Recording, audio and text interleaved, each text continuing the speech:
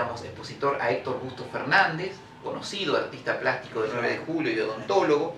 También hubo un concierto de piano y al mismo tiempo se presentaron vidrieras alegóricas de los comercios del 9 de julio que adhirieron a este evento.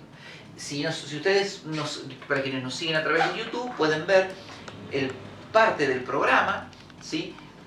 Original que se distribuyó en esos días de 1963, y junto con, entre los recuerdos, se entregaron un banderín, también se entregaba una especie de distintivo, ¿sí? Que, para lucir en la solapa o en el pecho, con el escudo de 9 de julio. Justamente también el banderín lo tiene, obra de Aldo Bamonde, prácticamente podemos decir un flamante escudo porque lo había presentado por esos días también. Algo que fue muy importante fue el concurso de carrozas. También. El concurso de carrozas marcó todo un hito porque se presentaron carrozas de muy buena elaboración, ¿sí?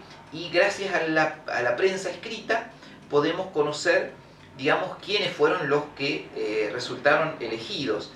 Y entre ellos se encuentran quinto, cuarto y tercer año de la escuela normal, y de la escuela comercial, es decir, estamos hablando de la escuela normal superior, porque precisamente eran quienes participaban en el armado de carrozas y que lo hicieron a lo largo de muchos años. Fueron memorables las fiestas de las carrozas preparadas por los alumnos, a veces incluso ayudados por los mismos profesores. También la Escuela de Educación Técnica, que participó también presentando una carroza que resultó entre las seleccionadas. La presencia del gobernador Marini fue también un hecho muy importante, porque el gobernador participó también de los actos centrales, tal como se puede apreciar en un titular que podemos ver a través de YouTube también, en el cual la prensa con beneplácito recibe la presencia del gobernador. En esa época recibir la visita del gobernador constituía tal vez un hecho más relevante de lo que constituye hoy en día, ¿no? Que un gobernador visite una ciudad. Era prácticamente, exactamente, un hecho histórico. Exacto. Y se reconoció en esos días también a una mujer que se consideraba la dama más antigua, la nuevejuliense más antigua, que era Elvira Celaya de Michelini, que había nacido el 4 de mayo de 1876. Ella era, en ese momento, podemos decir, la más antigua, pero también se rindió homenaje a otros vecinos. Por ejemplo, a don Emilio Repeto, un hombre que había estado en muchas instituciones, que en esa época ya tenía como pasado los 80 años, casi 90, si no los tenía. También se reconoció a una educadora, a la señora de Cavallari, Durán de Cavallari, y también a la señora de Tachi, ¿sí?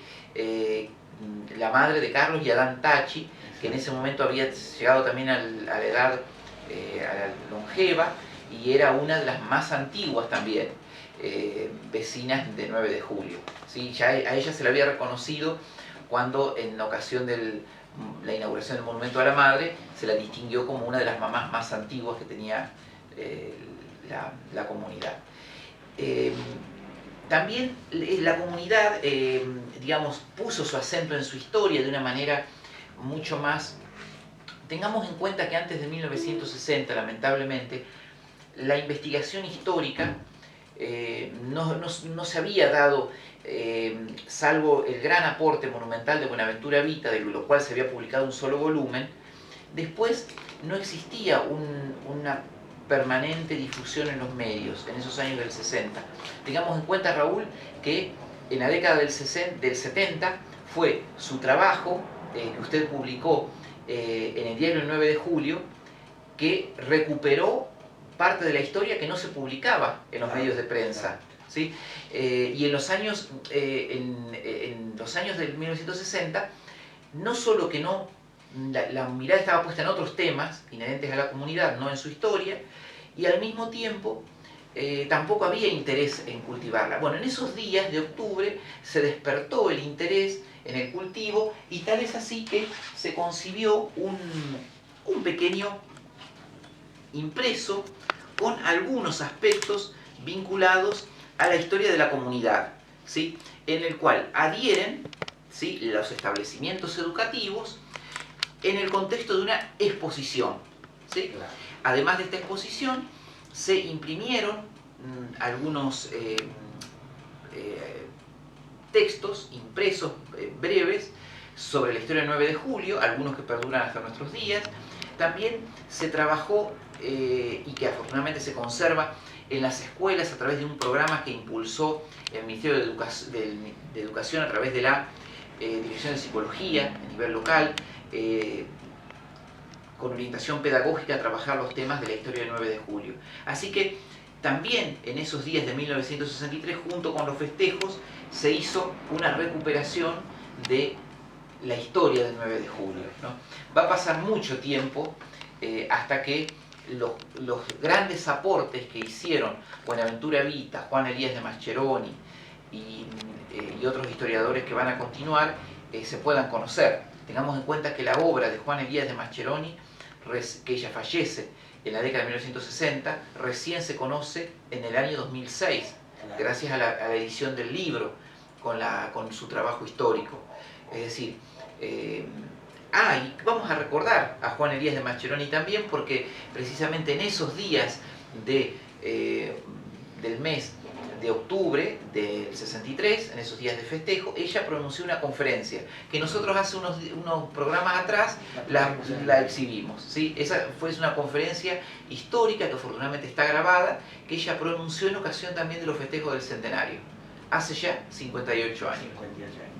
Rica historia del 9 de julio, parte de la misma. Gracias, Héctor, por compartir esta semana doblemente, ¿eh? Muchas gracias, Raúl, como siempre, por el espacio. Este espacio es muy importante para que entre todos podamos ir construyendo, digamos, el conocimiento histórico, porque siempre hay un ida y vuelta. Quien escucha el programa y nos aporta un dato que por ahí no lo teníamos, y eso es sumamente enriquecedor, es un ida y vuelta. Gracias y hasta la semana que viene. Muchas gracias.